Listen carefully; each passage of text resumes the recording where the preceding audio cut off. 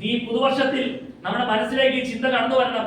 ഞാൻ ഇതൊന്നുമില്ലാത്ത അവസ്ഥയിൽ, ആമേൻ, ദൈവമായി യാതൊരു ബന്ധമില്ലാത്ത അവസ്ഥയിൽ ജീവിച്ചപ്പോൾ ആർക്കും വേണ്ടാത്തവരായിരുന്നു. എന്നാൽ എന്നെ വീണ്ടും കർത്താവ് യേശു ക്രിസ്തു ജീവിപ്പിച്ചു. ഇത് ക്ഷയം, മാലിന്യം, വാട്ടം എന്നിവ ഇല്ലാത്തമായ അവകാശത്തിനായി വീണ്ടും ജീവിപ്പിച്ചിട്ടുണ്ടെങ്കിൽ ഞാൻ എന്റെ ദൈവത്തെ നിത്യം സ്തുതിച്ചുകൊണ്ടിരിക്കും. എന്റെ അടുത്തിരിക്കുന്ന വ്യക്തി സ്തോത്രം പറയുന്നത് കണ്ടുകൊണ്ടല്ല ഞാൻ സ്തോത്രം പറയുന്നത്, അവരാരാധിക്കുന്നത് കണ്ടുകൊണ്ടല്ല ഞാൻ ആരാധിക്കുന്നത്, അവരുടെ കയ്യടിയുടെ ശബ്ദം കേട്ടുകൊണ്ടല്ല ഞാൻ കൈയടിക്കുന്നത്. എനിക്ക് വേണ്ടി കാൽവരിയിൽ രക്തമൊഴുക്കി എന്നെ വീണ്ടും ജനിപ്പിച്ച, ക്ഷയം, മാലിന്യം, വാട്ടമില്ലാത്തമായ അവകാശത്തിനായി ദൈവം വീണ്ടെടുത്തിട്ടുണ്ടെങ്കിൽ ഞാൻ എന്റെ ദൈവത്തെ സ്തുതിക്കും. ഓരോരുത്തന്മാർ പറയുമ്പോൾ എന്റെ നിരാലയത്തിൽ വസിക്കുന്നവർ ഭാഗ്യവാന്മാർ, അവർ നിന്നെ നിത്യം സ്തുതിച്ചുകൊണ്ടിരിക്കും. അങ്ങനെ നിത്യം സ്തുതിക്കുവാൻ നാം യോഗ്യരാണ് പ്രിയമുള്ളവരെ. അമ്മേ, അതിന്റെ 2-ാം അധ്യായത്തിന്റെ 1 പത്രോസ് 2-ാം അധ്യായത്തിന്റെ 9-ാമത്തെ വാക്യം വായിക്കുമ്പോൾ, നിങ്ങളോ അന്ധകാരത്തിൽ നിന്ന് അത്ഭുത പ്രകാശത്തിലേക്ക് വിളിച്ചവന്റെ സൽഗുണങ്ങളെ ഘോഷിപ്പാൻ തക്കവണ്ണം തെരഞ്ഞെടുക്കപ്പെട്ട ജാതിയും രാജകീയ പുരോഹിത വർഗമായി നാം തീർന്നിട്ടുണ്ടെങ്കിൽ, എന്നെ കേൾക്കുന്ന പ്രിയമുള്ളവരെ, നാം എങ്ങനെ ദൈവത്തെ സ്തുതിക്കാതിരിക്കും? നാം എങ്ങനെ ദൈവത്തെ മഹത്വപ്പെടുത്താതിരിക്കും? നമ്മൾ വായിച്ച ആ ഇതിലേക്ക് കടന്നു വരാൻ ഹല്ലേലൂയ.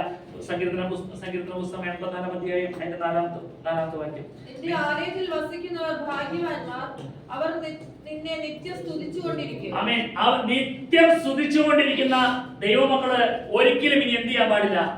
പഴയ അനുഭവത്തിലേക്ക് മാറിപ്പോകാൻ പാടില്ല. ഒരു വാക്യമായിട്ട് വാക്യം, വെളിപ്പാട് പുസ്തകം 16-ാം അധ്യായം 15-ാമത്തെ വാക്യം.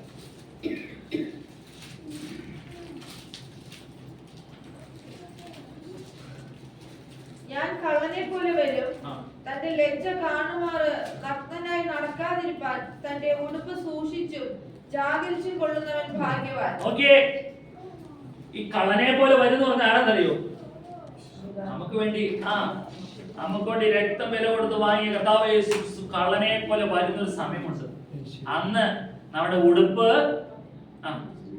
ഞാൻ കള്ളനെ പോലെ വരും, തന്റെ ലജ്ജ കാണുമാറ് നഗ്നനായി നടക്കാതിരിപ്പാൻ തന്റെ ഉടുപ്പ് സൂക്ഷിച്ചും ജാഗരിച്ചും കൊള്ളുന്നവൻ ഭാഗ്യവാൻ. ആമേൻ. ഉടുപ്പ് സൂക്ഷിച്ചും ജാഗരിച്ചും കൊള്ളുന്നവൻ ഭാഗ്യവാന്മാർ. കള്ളനെ പോലെ വരുന്ന ഒരു സമയമുണ്ട് കർത്താവിന്റെ വരവെങ്കിൽ ഹല്ലേലൂയ നമ്മൾ ലജ്ജിതരായി തീരാതിരിക്കണം എന്നുണ്ടെങ്കിൽ ഹല്ലേലൂയ ഉടുപ്പ് സൂക്ഷിക്കുന്നവരായിരിക്കണം. നമുക്ക് പണ്ടൊരു ഉടുപ്പുണ്ടായിരുന്നു അല്ലേ? നമ്മൾ വയസ്സ് പോലെ ക്ഷയം, വാട്ടം, മാലിന്യം ഇതൊക്കെ ധരിച്ചുകൊണ്ടിരുന്ന ഒരു ഉടുപ്പുണ്ടായിരുന്നു. നമ്മൾ അതിൽ നിന്നെല്ലാം മാറി ഇതൊന്നും ഇല്ലാത്ത അവകാശത്തിനായി കർത്താവ് യേശു ക്രിസ്തു മുഖാന്തരം വീണ്ടും ജനിച്ചിരിക്കുക. അങ്ങനെ ജനിച്ചിരിക്കുന്ന പ്രിയ ദൈവമക്കൾ മനസ്സിലാക്കണേ, ഒരിക്കലും പഴയ അനുഭവത്തിലേക്ക് മാറിപ്പോകരുത്. കർത്താവിന്റെ വരവെങ്കിൽ ഹല്ലേലൂയ തള്ളപ്പെട്ടു പോകുന്ന അനുഭവം നമ്മുടെ ജീവിതത്തിൽ കടന്നു വരരുത്. ഹല്ലേലൂയ നമ്മൾ വായിച്ച പോലെ ഹല്ലേലൂയ കള്ളനെ പോലെ വരും. തുറന്നു വായിച്ചേ. അന്ന് തന്റെ ലജ്ജ കാണുമാറ് നഗ്നനായി നടക്കാതിരിപ്പാൻ തന്റെ ഉടുപ്പ് സൂക്ഷിച്ചും ജാഗരിച്ചു കൊള്ളുന്നവർ ഭാഗ്യവാന്മാർ. എന്നെ കേൾക്കുന്ന പ്രിയമുള്ളവരെ, അങ്ങനെ ജാഗരിക്കുന്നവർക്ക് മാത്രമേ ആലയത്തിൽ കടന്നു വരുമ്പോൾ ദൈവത്തെ സ്തുതിക്കാൻ സാധിക്കുള്ളൂ. ഭാഗത്തിൽ ബൈബിൾ വായിക്കാൻ ധ്യാനിക്കാൻ ചെയ്യുമ്പോൾ ദൈവത്തെ സ്തുതിക്കാൻ സാധിക്കുള്ളൂ. അല്ലാത്ത വ്യക്തികളെ ഹല്ലേലൂയ സ്വയം ഒന്ന് ചിന്തിക്കണം, ഞാൻ ഇപ്പോൾ ഏത് റൂട്ടിലാ പോകുന്നത്? കള്ളനെ പോലെ കർത്താവിന്റെ വരവെങ്കിൽ ഹല്ലേലൂയ ഉടുപ്പ് മലിനമായി കണ്ടപ്പെട്ടാൽ ഹല്ലേലൂയ ഭാഗ്യപദവിയിലേക്കാണോ നമ്മൾ പ്രവേശിക്കുന്നത്, അതോ നിത്യ നരകത്തിലേക്കാണോ പ്രവേശിക്കുന്നത്? നമ്മുടെ ഉടുപ്പ് ഹല്ലേലൂയ സൂക്ഷിക്കുവാൻ നാം ഓരോരുത്തരും ബാധ്യസ്ഥരാണ്. വിശുദ്ധിയുടെ വസ്ത്രം അലക്കുന്നവർ ഭാഗ്യവാന്മാർ എന്ന് പറയുന്നത് പോലെ നിരന്തരം നമ്മെ തന്നെ ഒന്ന് ശോധന ചെയ്തുകൊണ്ടിരിക്കണം.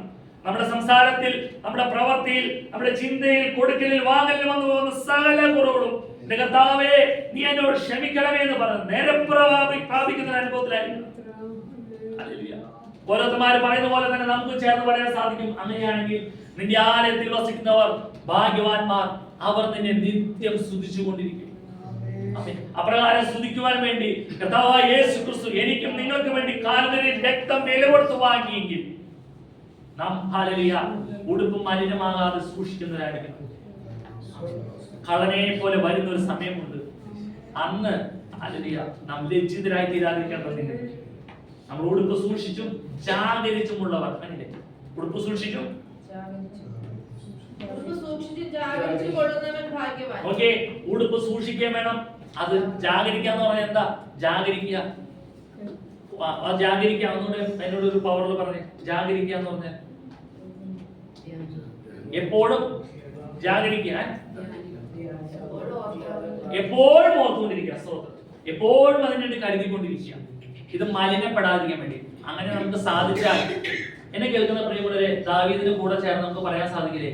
നന്മയും കരുണയും എന്റെ ആയുഷ്കാലം ഒക്കെയും എന്നെ പിന്തുടരുമെന്ന് പറയാൻ സാധിക്കില്ലേ? ഞാൻ യഹോവയുടെ ആലയത്തിൽ ദീർഘകാലം വസിക്കും. ദാവീദിനെ പോലെ പറയാൻ നമുക്ക് സാധിക്കും.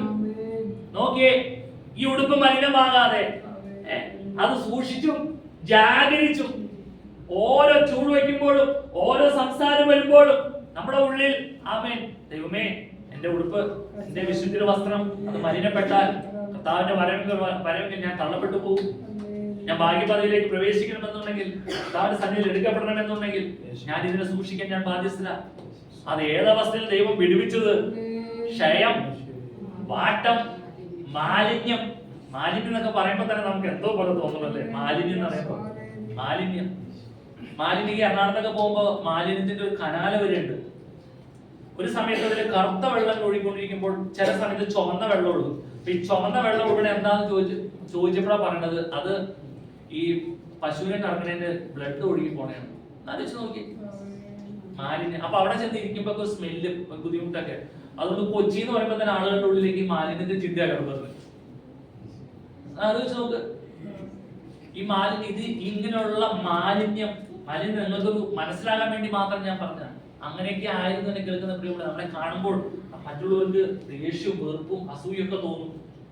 ഒരു ജാതി നമ്മുടെ ചില രീതികളും സംസാരങ്ങൾ കാണുമ്പോൾ നമ്മൾ സംസാരിക്കാൻ പോലും താല്പര്യമില്ലാത്ത അവസ്ഥയിൽ ഇന്നോ നമ്മളെ കാണുമ്പോൾ നമുക്ക് വന്ന മാറ്റം, അല്ലെ? നമ്മുടെ കുടുംബത്തിന് വന്ന മാറ്റം, നമ്മുടെ കുഞ്ഞുങ്ങളുടെ പഠനം, നമ്മുടെ കുഞ്ഞുങ്ങളുടെ ഭാവി, ഇതെല്ലാം കണ്ട് ആളുകൾ സന്തോഷിക്കുന്നിടയിൽ തീരും.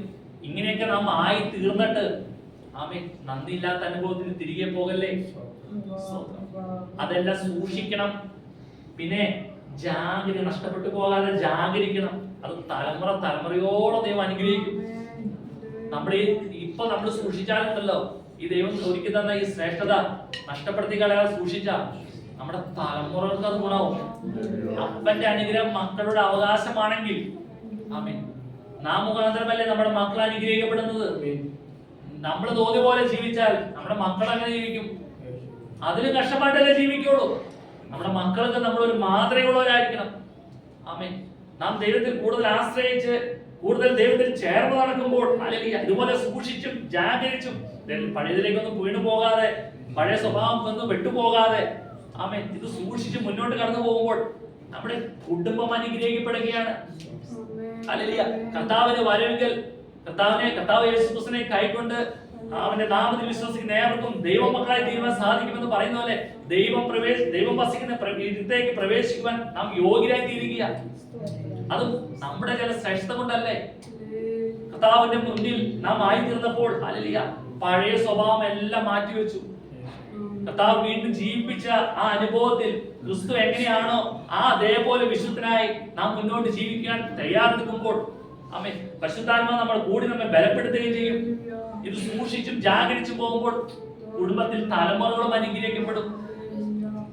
അങ്ങനെ ഇരുന്നാൽ നമുക്ക് പുറകോട്ട് ചിന്തിക്കേണ്ട കാര്യമുണ്ടോ? ഈ നന്മയും കരുണയും എന്റെ ആയുഷ്കാലം ഒക്കെയും അതിനെ പിന്തുടരുമെന്ന് അതിനെ പുറകെ പോകേണ്ട കാര്യമുണ്ടോ? നമുക്ക് എന്താ ആവശ്യമെന്ന് മനസ്സിലാക്കി അതാത് സമയത്ത് ദൈവം നമുക്ക് ഒരുക്കി തരും. നമ്മൾക്ക് ഒന്നിനും ഒരു കുറവ് കൂടാതെ കർത്താവ് നമ്മെ വഴി നടത്തും. കാഹളം ധ്വനിക്കുമ്പോൾ നാം കർത്താവിനോട് കൂടി എടുക്കപ്പെടും. നാം ഭാഗ്യ പദവിയിലേക്ക് പ്രവേശിക്കും. അതല്ലാതെയുള്ള ജീവിതമാണ് ഞാനും നിങ്ങളും നയിക്കുന്നതെങ്കിൽ എന്നെ കേൾക്കുന്ന പ്രിയമുള്ളവരെ, നാം തള്ളപ്പെട്ടു പോകും, നിത്യ നരകത്തിലേക്ക് പ്രവേശിക്കും. അതിനു വേണ്ടിയിട്ടല്ല ദൈവം നമ്മെ വീണ്ടും ജീവിപ്പിച്ചിരിക്കുന്നത്. നാം ഭാഗ്യ പദവിയിലേക്ക് പ്രവേശിക്കണം. കർത്താവിന്റെ സന്നിധിയിൽ എടുക്കപ്പെടണം. കർത്താവ് താൻ ഗംഭീരത്തോടും പ്രധാന ദൂതന്റെ ശബ്ദത്തോടും സ്വർഗത്തിൽ നിറങ്ങുകയും ക്രിസ്തുവിൽ മരിച്ചവർ മുമ്പേ ഉയർത്തെഴുന്നേൽക്കും. പിന്നെ ജീവനോടെ ശേഷിക്കുന്ന നാം ഓരോരുത്തരും അവനോടുകൂടെ മേഘങ്ങളിൽ എടുക്കപ്പെടും. ഇങ്ങനെ നാം കർത്താവിനോട് കൂടിയായിരിക്കും. ഈ ഒരു അനുഭവം നമുക്ക് ലഭിക്കണം. അതിനു വേണ്ടിയിട്ടാണ് കർത്താവായ യേശു ക്രിസ്തു നമ്മെ വീണ്ടും ജീവിപ്പിച്ചിരിക്കുന്നത്. സ്തോത്രം. പുരോഹിതന്മാരെ പോലെ നമുക്ക് ഇനി ചേർന്ന് പറയാൻ പറ്റുമോ? നിന്റെ ആലയത്തിൽ വസിക്കുന്നവർ ഭാഗ്യവാന്മാർ, അവർ നിന്നെ നിത്യം സ്തുതിച്ചുകൊണ്ടിരിക്കും. ഈ ഒരു വാക്യം നമ്മുടെ ഉള്ളിൽ പ്രവർത്തിക്കാൻ ഇടയായി തീരട്ടെ. നമ്മൾ ഓരോ ചൂട് വെക്കുമ്പോൾ ഈ 2025 ആരംഭത്തിൽ അല്ല, ഇനി ഇവിടെ നിന്നുള്ള ഓരോ ചൂട് കടന്നു പോകുമ്പോഴും ആമേൻ, ഞാൻ ഇതിനെ സൂക്ഷിക്കുവാനും ഇത് നഷ്ടപ്പെടുത്തി കളയാതെ ജാഗരിക്കുവാനും ഞാൻ ബാധ്യസ്ഥരാണ്.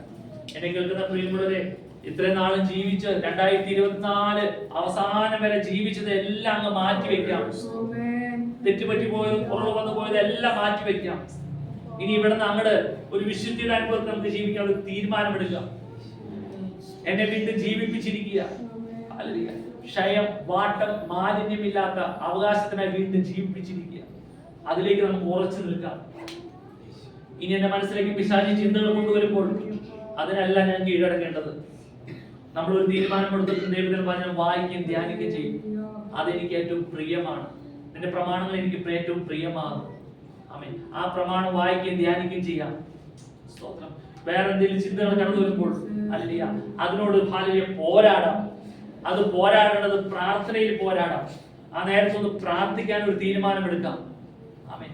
ഒരിക്കലും ആ വിശുദ്ധിയുടെ അനുഭവം തകർത്ത് കളയാതെ ആ ഒറ്റക്കെട്ടായി ഒന്നിച്ച് ചേർന്ന് ദേശത്ത് പ്രവർത്തിക്കാം. ഇനി കേൾക്കുന്ന പ്രിയമുള്ളവരെ, ദൈവം നമ്മുടെ ജീവിതത്തിൽ അത്ഭുതങ്ങൾ പ്രവർത്തിക്കും. നമ്മുടെ സഭയിൽ പുതിയ പുതിയ ആളുകൾ കടന്നു വരും. നമ്മളിങ്ങനെ ഒറ്റക്കെട്ടാണ് നിൽക്കുമ്പോൾ ഹല്ലേലൂയ, ആമേൻ, ഈ ദേശത്ത് നമ്മൾ അനുഗ്രഹിക്കപ്പെടുന്നത് ആമേൻ നേരിട്ട് കാണുവാൻ സാധിക്കും.